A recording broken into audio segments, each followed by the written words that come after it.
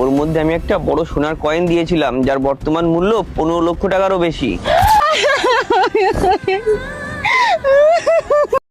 ওই দেখ, এই রাস্তাটাও পাকা করতে হবে, মসজিদে যেতে খুব অসুবিধা হয়। প্রধান সাহেব আসছে, ওনার কাছে হাত পাতলে 200-100 টাকা পাওয়া যায়। জানি না আজকে কত দেবে।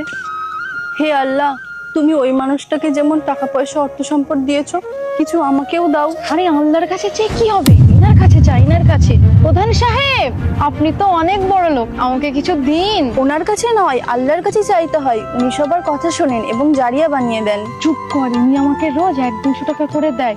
প্রধান সাহেব, আজকেও কিছু দিয়ে যান। তুমি রোজ আমার কাছ থেকে কিছু না কিছু চাও, আজ আমি তোমাকে এমন একটা জিনিস দেবো যা পেয়ে তুমি খুব খুশি হয়ে যাবে। আজ আমার কপাল খুলে গিয়েছে, হয়তো আমাকে অনেক টাকা পয়সা দেবে, কিংবা অনেক সোনা দানা। দেখেছিস, তুই প্রতিদিন আল্লাহর কাছ থেকে চাস, আর আমিও ওই বড়লোক প্রধান সাহেবের কাছ থেকে।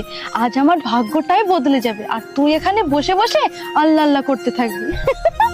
ওই হিজাব পরা মেয়েটা প্রতিদিন আল্লাহর কাছ থেকে চাই, আর ওই চুড়িদার পরা মেয়েটা প্রতিদিন আমার কাছ থেকে কিছু না কিছু চাই। যে মেয়েটা আমার কাছ থেকে কিছু না কিছু চাই, ওর কিসমতটা আজকে বদলেই দেবো। এই কয়েনটার বর্তমান বাজার মূল্য 15 লক্ষ টাকা। তুই দেখ, আসছে আসছে। এই নাও, এটা তোমার গিফট, ভালো থেকো, আমি নামাজ পড়তে যাচ্ছি।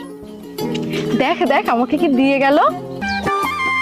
দেখ তেরি কি, এ তো পায়েস। ভেবেছিলাম কি আর পেলাম কি।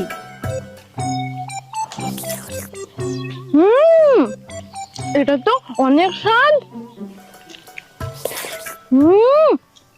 খুব মজা। এইরকম স্বাদের পায়েস আমি কোনোদিন খাইনি।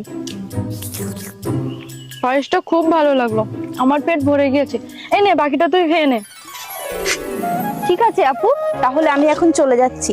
বাড়ি গিয়ে বাচ্চাদের সাথে বসে সবাই মিলে একসাথে খাবো। বলছিল তো খুব সুস্বাদু, এক চামচ খেয়ে দেখি তো। এটা তো অনেক বড় একটা সোনার কয়েন। দেখে যা মনে হচ্ছে এর দাম 15-20 লক্ষ টাকা তো হবেই। আল্লাহ, তোমাকে অনেক অনেক শুকরিয়া। এতদিন আমি তোমার কাছে চেয়েছি, আজ তুমি আমাকে দিয়েছো। তাড়াতাড়ি এখান থেকে চলে যাই।